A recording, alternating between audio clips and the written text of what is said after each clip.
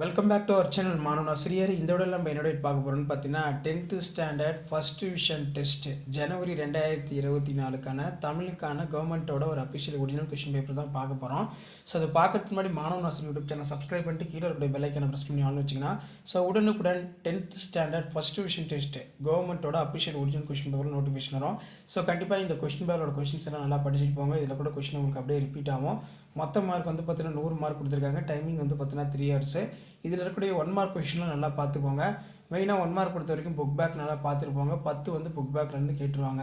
இதில் 4 × 8 பாரதியாரின் பன்முகங்கள் யாவை, விருந்தினரை மகிழ்வித்து கூறும் முகமன் சொற்களை எழுதுக, பூக்களை தொடுக்கும் போது இறுக்கி முடிச்சிடுவதாலும், அதே மாதிரி வந்து பார்த்தீங்கன்னா கீழே இரு சொற்கள் ஒரே தொடரில் அமைத்து எழுதுக, ராசராசரின் வீட்டில் புலம்புவதும் அதே மாதிரி வந்து அடைக்கப்படுவதும் எது, அதாவது ராசராசருடைய நாட்டில் வினை என முடியும் குரட்பா, தாவரங்களின் இளமை பெயர்களை எழுதுக, ஜெயகாந்தன் இயற்றிய அந்த குறும்பு தினங்களுள் ஏதேனும் 4 குறிப்பிடுக, அது கேட்டிருக்காங்க. பகுவத உறுப்பு இலக்கணம் தருக, கிளர்ந்த புறத்திணைகளில் எதிரிதனை அட்டவணைப்படுத்துக, கலைச்சொல் எம்பலம் ஹியூமனிசம்.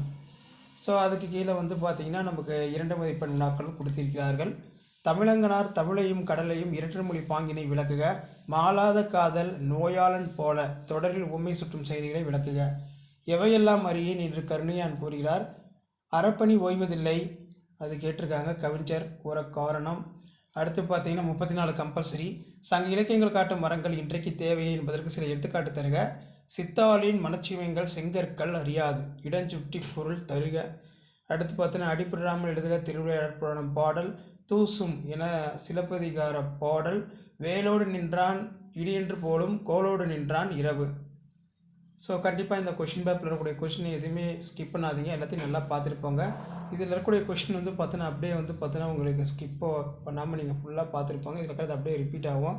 சந்த கவிதையில் சிறக்கும் கம்பன் என்ற தலைப்பில் இலக்கிய உரை எழுதுக, சுற்றுச்சூழல் பேணுவதே இன்றைய அறம் என்ற தலைப்பில் பெற்றோர் ஆசிரியர் கூட்டத்தில் பேசுவதற்கான உரை குறிப்பு ஒன்றை உருவாக்குக. ஸோ அதுக்கு கீழே வந்து பார்த்திங்கன்னா மாநில அளவில் நடைபெற்ற மரம் இயற்கையின் வரம் ரொம்ப இம்பார்ட்டன்ட், இது நல்லா பார்த்துக்கோங்க. அதே மாதிரி உளவுத்தொழிலுக்கு வந்தனை செய்வோம் படிச்சுக்கோங்க. காற்று பேசியது போல் நிலம் பேசியது போல் எண்ணிக்கொண்டு பேசுக, பள்ளி திடலில் கிடந்த பனைப்பையை உயிரியவுடன் ஒப்படைத்ததும் அதற்கான பெற்றதை வெளியூரில் இருக்கும் உறவினர் ஊருக்கு கடிதம் எழுதுக. அதாவது பள்ளி திடலில் கிடந்த பணப்பையை வந்து பார்த்தீங்கன்னா உரியவரிடம் ஒப்படைத்தல் ரிலேட்டடாக வந்து எழுதணும். அடுத்து பாய்ச்சல் கதை, உங்கள் ஊரில் கடின உழைப்பாளர், நாட்டு விழாக்கள், விடுதலை போராட்ட வரலாறு, மகளிர் சேகரிப்பு என்ற தலைப்பில் கட்டுரை எழுதுக.